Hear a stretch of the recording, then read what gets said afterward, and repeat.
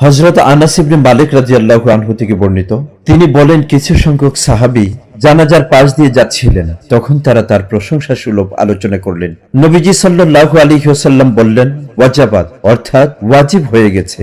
একটু পরে অপর একটি জানাজা অতিক্রম করছিলেন, তখন তারা তার নিন্দাসূচক মন্তব্য করলেন, অর্থাৎ তার বিভিন্ন মন্দ বিষয়ে আলোচনা করছিলেন। নবীজি সাল্লাল্লাহু আলাইহি ওয়াসাল্লাম বললেন, ওয়াজাবাত, অর্থাৎ ওয়াজিব হয়ে গেছে। তখন হযরত ওমর ইবনুল খাত্তাব রাদিয়াল্লাহু আনহু আরজ করিলেন, হে আল্লাহর রাসূল, কি ওয়াজিব হয়ে গেল? তিনি বলিলেন, এই যে, অর্থাৎ প্রথম ব্যক্তি সম্পর্কে তোমরা উত্তম মন্তব্য করলে তার প্রশংসা করেছ, তাই তার জন্য আল্লাহ রাব্বুল আলামিন জান্নাত ওয়াজিব করে দিয়েছেন।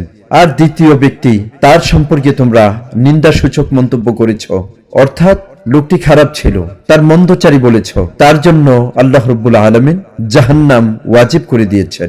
বুখারী হাদিস নং 1367। এতে বুঝতে পারলাম আমরা সমাজে এমন ভাবে চলাফেরা করব যেন সমাজের কোনো ব্যক্তি আমাদের দ্বারা কষ্ট না পায়, সবাই যেন আমাদের ভালোবাসে, আমরা যেন প্রত্যেকের হৃদয়ে স্থান করে নিতে পারি। কখনো এমন ভাবে চলাফেরা করব না মানুষকে কষ্ট দিয়ে, মানুষের সাথে প্রতারণা করে, মানুষকে ধোঁকা দিয়ে, মানুষকে ঠকিয়ে।